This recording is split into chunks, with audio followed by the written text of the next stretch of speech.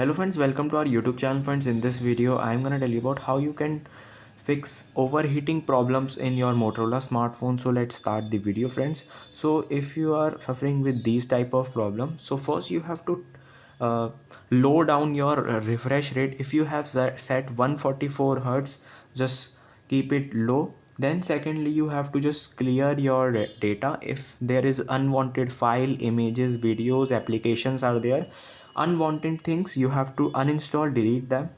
And thirdly, you have to do a software update. If you have any software update in your smartphone, you have to do it, either your applications or it is a software system update.